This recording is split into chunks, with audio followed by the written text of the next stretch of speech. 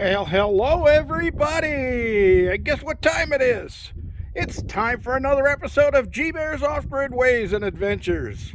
And today is actually TTT, Tool Time Tuesday. Yeah, or Tool Tech Tuesday, or 3 times Tuesday. We got a few tools to go through today, so let's get to it. Don't want to waste too much time here.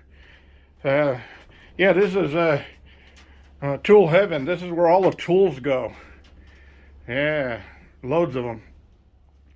We'll get into some real advanced tools down the line, but for right now we're staying with just basic tools. This is a combination milling machine, metal lathe, and drill press. And I've had this for a bunch of years. It's only a 120 volt system. It's not a 240 like most people would expect. So most people could run this at their own house in their garage. And its tolerances are not the best in the world, but I've made a lot of things with this. Tools and special parts I needed for jobs and things like that. Matter of fact, I made the end on this tool right here, the one that's holding the bit, because it comes with these type of bits, and you know how many passes you have to make with that to cover a large area. So I made this one so when this one turns, it covers a much larger area, probably 8 times what that one would cover. So yeah, real handy tool. Anyway, let's get to it. Today, we're going to start off with angle grinders, but don't run away, say, I don't need one of those, I'm afraid of them, because there's other tools involved here. But I'm going to start off with angle grinders and how versatile a 4.5 inch angle grinder is, and all of the different companies that make them. So, I mean, these are all corded, 120 volt cord. You see them all three plugged in right there. But you can buy these battery pack type units that are cordless and take them with you on your camping trips, excursions, things like that. They come in real handy. You can do all kinds of stuff with this. So let's start off with showing you some of the items that you can connect to this. All right, we got sanding discs. All right, so these go right on there, and I'll show you how those work in a minute. But these lap over sanding discs are great for quick sanding and shaping of a piece of wood or something like that. If you're going to put a hammer handle on and it needs a little shaving off because it won't fit in the hammer head, that works out great. All right, then you got polishing wheels. Okay, so this one is for polishing metal, and yeah, you can use it with the different clay additives that you put on it, polished brass and stainless steel, things like that.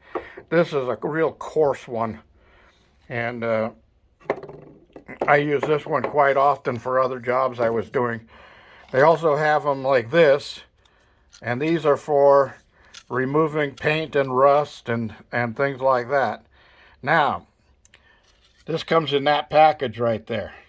And see right here, very important, 5/8 arbor, okay? So that wants to go with a 5/8 arbor, but you'll notice the center holes on these, that's a 7/8 arbor. That's a 5/8 arbor. So people say, well, that won't work on your machine. Yes, it will. And I'm going to show you why and how right now. I'll get into some of these other wheels in a minute. But, okay, when you take the retaining nut off of here using your specific spanner wrench that comes with the tool, you'll have 2 parts here, okay? So one is the bottom part, which is this one, and underneath, you'll notice it has kind of like these 2 little raised units with square cuts on them. And down here on the shaft, you see that it's got a flat side and a flat side. So this is going to go downward onto there and just wiggle it, and you'll feel it lock right into place. Okay, so you're just going to put it down, wiggle it, and it locks right into place. Okay, now with that in place, you can put a 5/8 arbor on here, and it'll hold that in place. Or you can use a 7/8 arbor, because this has a shoulder on it, and the 7/8 arbor will fit right around the shoulder, as you can see. Now this one, which is your retaining nut, also has a 7/8 shoulder on it. Let me get this moved around here a little bit. Okay, so you see that's got a shoulder on it too, so it's 7/8 that'll fit on your 7/8 arbor wheel. All right. So if you put this way with that downward on one of these thin cutoff blades, you'll see it's going to actually hit the shoulder of the other one. So you're going to have a space between your wheel and it won't be tight. So you actually have to put it, when you're using the thin cutoff wheels, you put it down this way and it just screws on like that, and it gives you a nice tight fit on your wheel. Okay, so that's a little tip for you guys that are going to buy one of these things. Now you can buy them like this one here. I bought it at Harbor Freight Tools probably somewhere back in the early 2000s. So this thing is got to be going on 20 years old. Okay, and it's still working today. And it came with an extra set of brushes, but I've never changed the brushes on it. It's still the same brushes that are in it, and it still works just fine. And this one is another one that came from like Lowe's or something like that. It's just an off-brand, but it works just fine. That one came from Harbor Freight too. That was a replacement for this one. This one worked too good and lasted too long. So they came out with one that burns out faster. That's the way that it works. All right, let's back to the wheels. Okay, so I showed you the shoulder on this, and if you put it on upside down, you won't be able to get your wheel on tight. Now, why does it have that shoulder? Well, you have the thick cutoff wheels. These aren't cutoff wheels, they're actually grinding wheels. And you see how thick that is compared to the other little cutoff wheel. Okay, so this is a grinding wheel. And when you put the grinding wheel on, the shoulder down there is recessed. It's down low.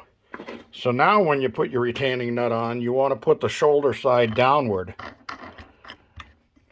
And that gives you your nut below the surface of your grinder without the shoulder sticking up.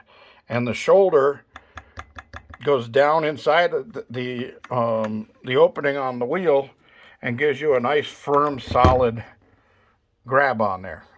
Okay, so that's the other part of it. All right, let's get this off of here and go back to the wheels.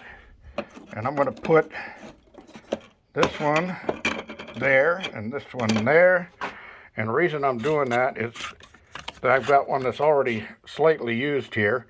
And this is 4.5-inch cutoff wheel. So we're going to put that one in place, back on my cutter.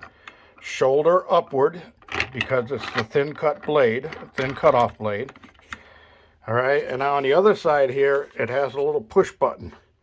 And if you push that in and rotate the wheel, it'll find a place where it's got a notch and it drops in and it holds the arbor, so you can give it a little twist tight with your spanner wrench. Okay, I'm going to do that in a minute once I put the camera into the stand. All right, now the wheels. The thing that you got to remember about wheels is I buy the packs, the combination packs, quite often. This one says metal and masonry. And it comes with both the aluminum oxide and the silicon carbide. And what's the difference? Well, aluminum oxide is for metal. Okay, so this is a 1/16 inch thick metal cutoff at 40 grit, 4.5 inch size. All right, now this one looks the same. It's got the same coloring and everything on it, but this one is silicon carbide, and that's for masonry. And the masonry is the rocks, bricks, tile, things like that.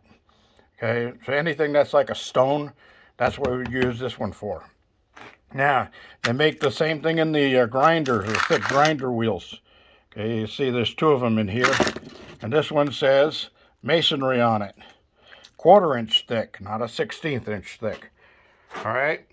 Now for masonry, you can also get these cup wheels. This is diamond, a diamond wheel. And you can use this for grinding down masonry. So if you have a sharp edge on your concrete and you want to round it off a little bit, you can put that on. Now this one actually has threads on it, and you won't use the nut. You won't need the nut on here. You just screw that right down onto the arbor and tighten it up with your hand. Just give it a quick tightening and go for it. All right. So you also can get wire wheels. Same thing. They have their own threaded unit on there, so you wouldn't use the nut. You can just thread this right down on there. Now they also make the cup type wheel, and you can see how I got this one on there. And I took both the upper and the lower the washers off of the shaft to put that on. You also notice that some have handles and some don't.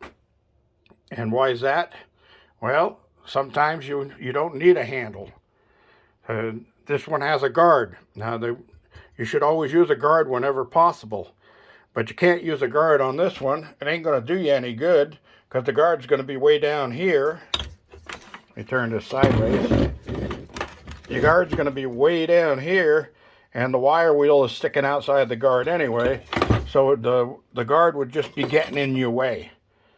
All right, so those are a few little tips. Now this one has a diamond blade on it for cutting concrete, masonry, things like that.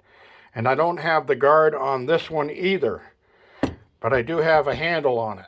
So you can use the two hands on there when you're cutting. Now this is a dry cut blade. And they sell them, it'll say dry cut right on the blade or on the package when you buy it. And then you have wet cut blades. Okay, so this is a diamond wet cut blade. Now this will fit on this unit also, but that means that you're going to have to use a spray bottle with water on whatever you're cutting. Otherwise that blade will heat up red hot and go bad on you almost instantly. All right? So those are all the things you can do with this. You can cut metal. You can cut plastic. You can cut anything that you can pretty much think of. You can cut pipe. You can cut nails. You can cut stainless steel. This is a stainless steel rod that I had cut off right there. And I'm going to show you a little trick that you can do with these utilizing another tool. And we'll get to that in a little bit here. For right now, I'm going to put the camera in the holder, in the tripod, and hope I don't press that stupid power button like I did last time. There we go.